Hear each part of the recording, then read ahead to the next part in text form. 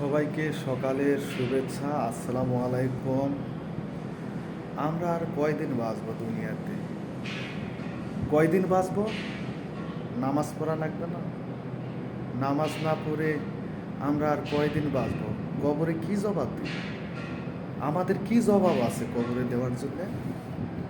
হ্যাঁ, আমরা যে নামাজ পড়ি না, অবহেলা করি, নামাজকে কোনো কিছু মনে করি না, মৃত্যু তো একদিন আসবেই। তখন আমরা কি করব? কি উপায় আছে? আল্লাহ আমাদের সাথে কীরকম ব্যবহার করবে তার কোনো কিছু জানা আছে? হাদিস কোরআনে যে শাস্তির কথা বলেছে, সেই শাস্তি আমাদের পেতেই হবে যদি নামাজ না পড়ি, ইবাদত না করি, আল্লাহকে স্মরণ না করি। অনেক সমস্যা আমাদের চলে আসবে যদি ইবাদত না করি। আল্লাহ মহান, আল্লাহ রহমান।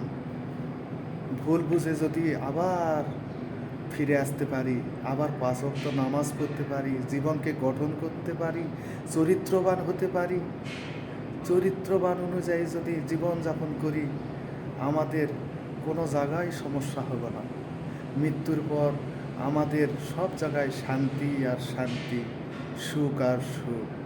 তাহলে কেন কেন আমরা অশ্লীল, বেহাপনা, খারাপ কাজে লিপ্ত থাকি, নামাজ পড়ি না? আমরা গুনার কাজ করতেই থাকি, একবারও মনে করি না আমাদের মৃত্যু আছে। আমাদের মৃত্যু হবে, আমাদের মরতে হবে। একদিন সেই মাটির কবরে যেতে হবে, মাটির সেই ঘরে আমাদের যেতে হবে, মাটির দেহ আবার মাটিতেই যেতে হবে। আল্লাহ আমাদের সবাইকে মাফ করে দিও। আল্লাহ আমাদের বোঝার তৌফিক দান করিও। এ আল্লাহ আমাদের সেভাবে চলার তৌফিক দিও। আর আমাদের কবরে মৃত্যুর পর শান্তির সুখের ব্যবস্থা করিও।